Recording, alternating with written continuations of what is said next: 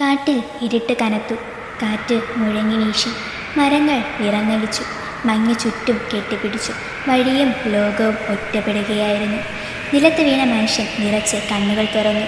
അവൻ്റെ നെഞ്ചിൽ ശ്വാസം കുടുങ്ങി. ആദരം വിറങ്ങി. ഇതൊരു സ്വപ്നമല്ല, ഞാൻ കുടുങ്ങിയിരിക്കുന്നു. അവൻ്റെ മനസ്സ് നിലവിളിച്ചു. പെട്ടെന്ന് മഞ്ഞിനകത്ത് നിന്നൊരു വെള്ള സാരിത്ത സ്ത്രീ അവൻ്റെ മുന്നിൽ വീണ്ടും പ്രത്യക്ഷപ്പെട്ടു.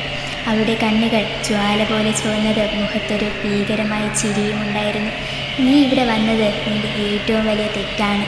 അവളുടെ ശബ്ദം ഭൂമിയുടെ നടുക്കിൽ നിന്നുയർന്നതുപോലെ. മനുഷ്യൻ നിലവിളിച്ച് എഴുന്നേറ്റു. കാലുകൾ വിറച്ചുകൊണ്ടും അവൻ ഓടി. പക്ഷേ അവിശ്വസനീയമായി. എത്ര വഴികളുടെ പോയാലും താൻ തിരിച്ചുന്നത് അതേ പാതയിലേക്കാണ്. ഓരോ പ്രാവശ്യവും അവൾ അവനെ കാത്തുനിന്നു. ഓരോ പ്രാവശ്യവും അവളുടെ ചിരി കൂടുതൽ ഭീകരമായി തോന്നി. അപ്പോൾ മഞ്ഞു മാറി. അവൻ്റെ മുന്നിലൊരു വലിയ കല്ലിന്മേൽ കുത്തി നിൽക്കുന്ന വിഗ്രഹം തെളിഞ്ഞു. അത് നെല്ലിയമ്മയുടെ വിഗ്രഹമായിരുന്നു. അവൻ വിഗ്രഹത്തിന് മുന്നിൽ വീണു. കൈകൾ ചേർത്ത് കരഞ്ഞു. അമ്മേ, എന്നെ രക്ഷിക്കണേ. ഒരു നിമിഷം കാറ്റ് നിലച്ചു. കാറ്റ് ശാന്തമായി വീശി. കാട് ഒരു നിർജ്ജനമായി നിന്നു.